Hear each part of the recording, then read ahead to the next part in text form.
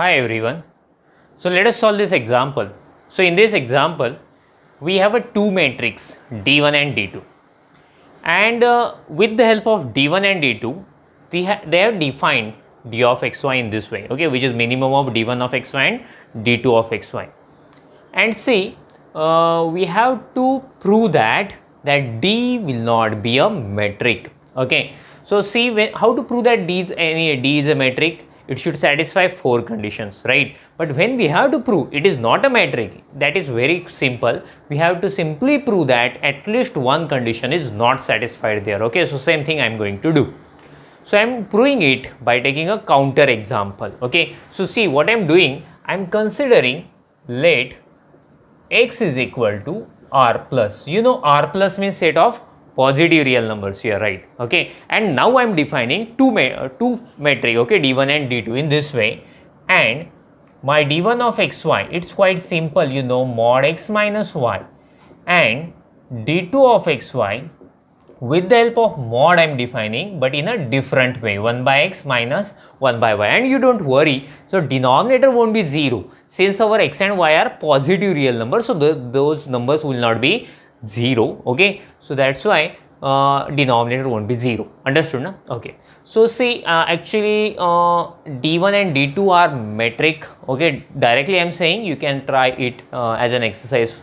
So here clearly I will mention, clearly D1 and D2 are metrics on X. You can check, you can check these are really metrics on X. Okay, so now okay, so if D1 and D2, these are two metric and D is defined in this way, so now we have to prove that D is not a metric. Okay, now we will prove that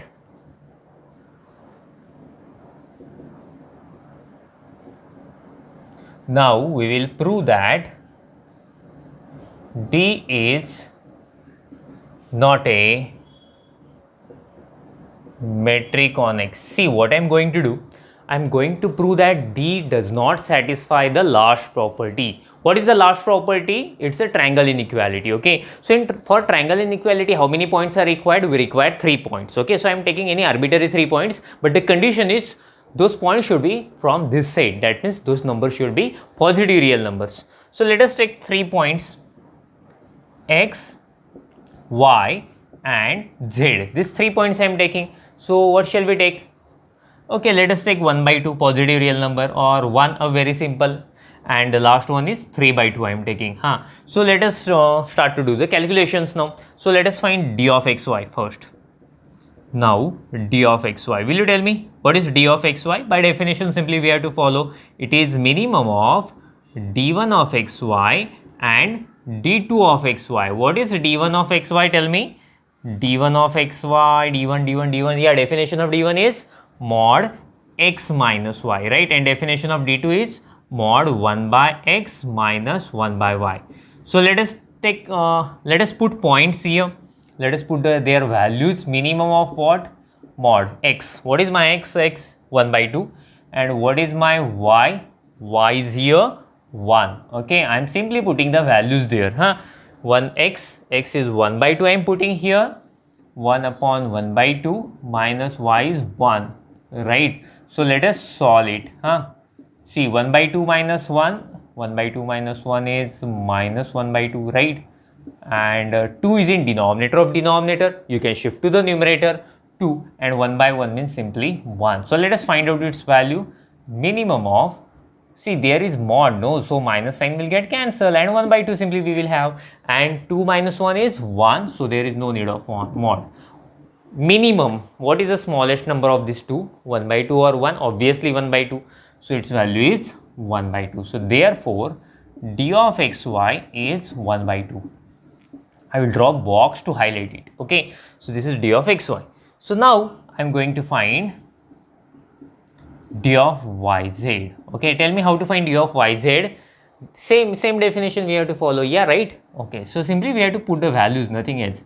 Minimum of d1 of yz and d2 of yz, right? So this is equal to minimum of d1. Definition of d1, let us follow. Mod y minus z. Definition of d2, right? So this is 1 upon mod 1 upon y upon minus 1 by z. Let us put the values of y and z. Where is my y?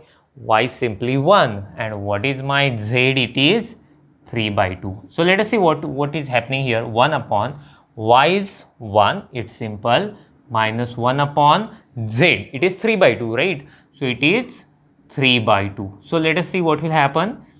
Minimum of 1 minus 3 by 2 is minus 1 by 2, and what will happen here? 1. So this C, 2 is in denominator of denominator, you can shift it to the numerator. So it is minus 2 by 3, okay.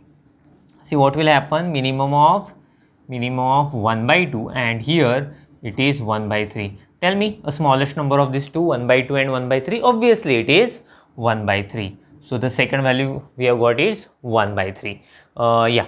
So what we have calculated, d of xy we have calculated, d of yz also we have calculated. Now I am going to calculate d of xz, and after that we will check our fourth property, that means last property is satisfied or not. So first of all you have to make a screenshot of it, and after that we will go further. Please. See, our d of yz is 1 by 3 we have got here. So simply I wrote in box. Okay, so what we are talking about? We are talking about d of xz. Let us find d of xz again by the same definition. So it is minimum of d1 of xz, d2 of xz. Okay, so you are looking the video, you are watching the video, so you can also solve this problem in your mind. Okay, so it will help you to understanding.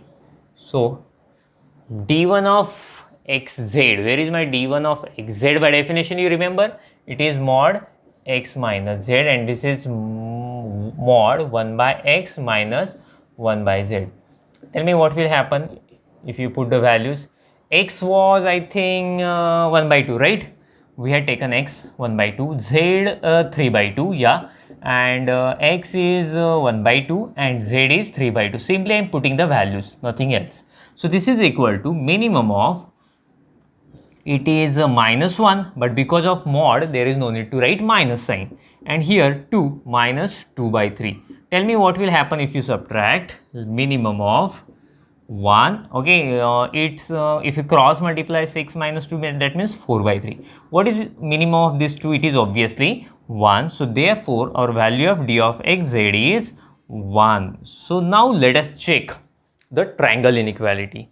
See here let us find d of xy plus d of yz. I am going to find what is our d of xy? It is 1 by 2. What is our d of yz? It is 1 by 3. If you add, it is 5 by 6. Okay, so obviously 1 is greater than 5 by 6. So clearly I will mention, I think you have taken a screenshot of it, so I will rough it. Okay, just a minute. Okay, I remove this part.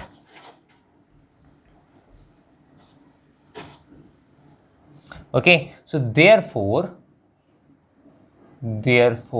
what we have got here, our d of xz is greater than d of xy plus d of yz. Correct? D of xz is greater than d of xy plus dy yz. Actually the property says here should have a less than or equal to, but we are getting greater than, so that means we can declare the last property is not satisfied, therefore d is not a metric on x, right? So I will mention therefore d is not metric on x. Finish. You can make a screenshot of it, and after that we will stop. Thank you. Bye.